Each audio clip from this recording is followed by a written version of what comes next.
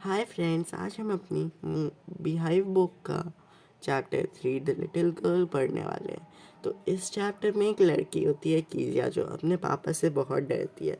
उसकी मम्मी भी उससे कहती रहती है कि अगर तुम्हें एक अच्छी बच्ची बनना है तो जाओ अपने पापा के बूट्स उतारो। और उसके पापा चाहे बहुत ज़्यादा डोमिनेंट हो, पूरे हाउस को डोमिनेट करते हो, पर वो उसे हर सुबह एक गुड बाय किस करके जाते थे। और उसकी दादी थी जो उससे बोलती थी कि तुम्हें अपने पापा के साथ टाइम स्पेंड करना चाहिए। तो वो उसे इनकरेज करती थी कि जाओ संडेज़ की मॉर्निंग्स को अब ड्राइंग रूम में जाके अपने पापा के साथ थोड़ी बातें किया करो। वो भी चली जाती है। वो ड्राइंग रूम में जाती है तो देखती है कि उसके पापा सोफे पे लेटे हुए और आराम से सो रहे हैं। तो वो भी वेट करने लग जाती है कि हाँ चलो, जब अब उठेंगे पापा तो मैं इनसे बात करूँगी।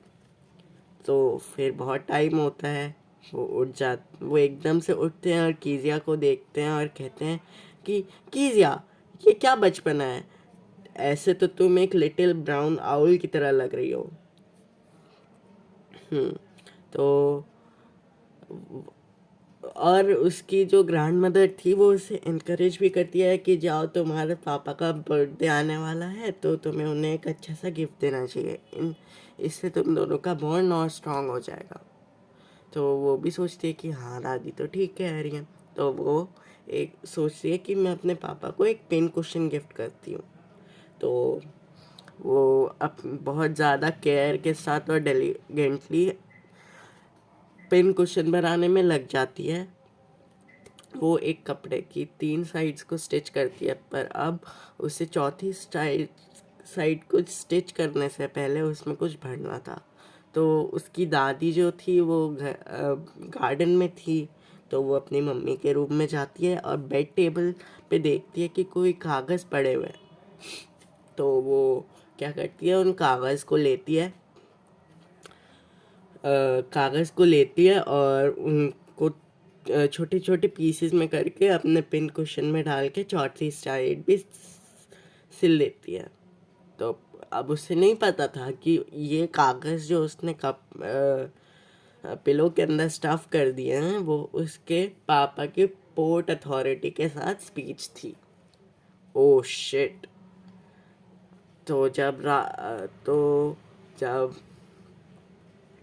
रात में उसके पापा एकदम गुस्से में अपनी स्पीच ढूंढ रहे होते हैं, तो वो चिल्ला रहे होते हैं कि मेरी स्पीच कहाँ है, मेरी स्पीच कहाँ है।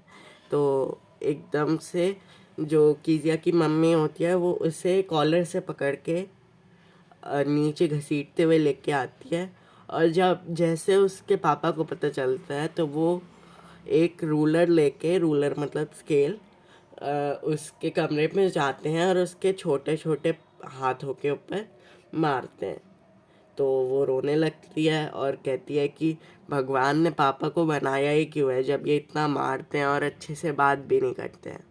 तो वो एक दिन क्या होता है, उसकी मम्मी जो होती हैं वो बीमार हो जाती है और उसकी दादी उन्हें हॉस्पिटल लेके चली जाती हैं। तो मम्मी और दादी दोनों हॉस्पिटल में चले जाते हैं और पीछे से घर पे सिर्फ कीजिया, एलिस और उसके पापा थे। एलिस थी उनकी कुक।